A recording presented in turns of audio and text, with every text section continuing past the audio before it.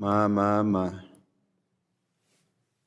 So here we are, hearing to reflect upon 3.5 years of incredible injury that's been brought upon our country because of southern border policies enacted by the Biden administration White House.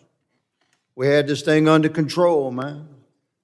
2017, 18, 19, we learned a lot of lessons, but I'm gonna tell you, by the time we were deep into 2019, I was here, I was on this committee.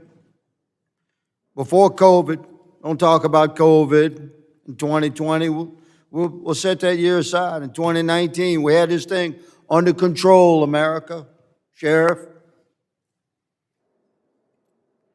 It's the policies of the Biden and Harris administration that have flipped this thing. With no additional laws. Let me say I'm going to address the cartels who are watching. Pay attention. I'm talking to you now. With no additional laws, within 2 weeks of the inauguration in 2025, on January 20th, 2025, if President Trump is inaugurated, within 2 weeks, you're shut down. You'll bring no drugs into our country. You'll traffic no human beings into our country. You're going to have to revisit your business model. Take some of those billions of dollars you've sucked out of our country, like the lifeblood of our people, and go build a few more mansions on the beach, because you will not be running human beings and drugs into our country within 2 weeks of President Trump's inauguration next year. If things don't go that way, we'll see. If a different president is inaugurated, it's very likely you'll be able to continue your business model. And won't that be tragic for my country?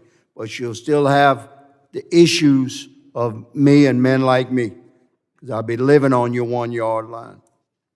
But if things go right, you're done. This will be your last Christmas sucking the life out of our country, dumping illegals across our border that you control, and flooding our nation with the poisons that are killing our children to the rate of 100,000 a year. Chief Heike, man, it's good to see you.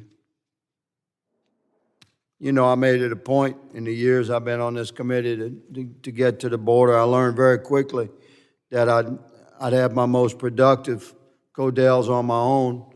And one afternoon a few years ago, I knocked on your gate, just a congressman with a backpack. And you were kind enough to let me in at the San Diego sector. And you spent several hours with me. That was one of the most informative days I'd ever had at the border, of many. So can you, sir, would you share with America, talk about the impact of the policies that were enacted beginning in January of 2021 on the men and women of Border Patrol that were under your command, in your own words.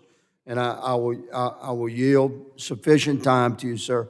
Just please talk about the impact of the policies that you felt, that your men and women felt, boots on the ground, on the border.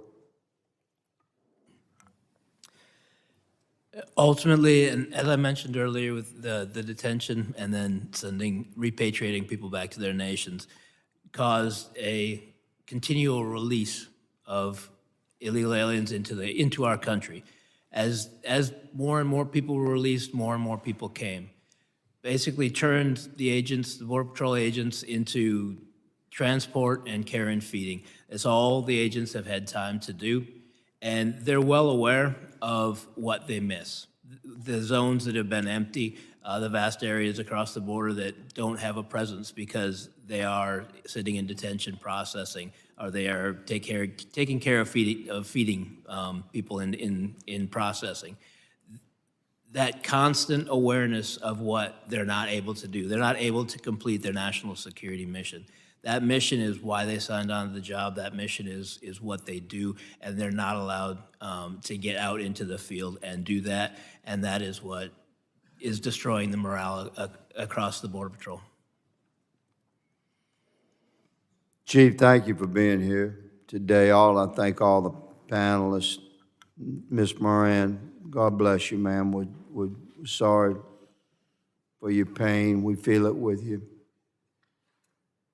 Sheriff, thank you for your service. Gentlemen, my time has expired, but my love for my country has not.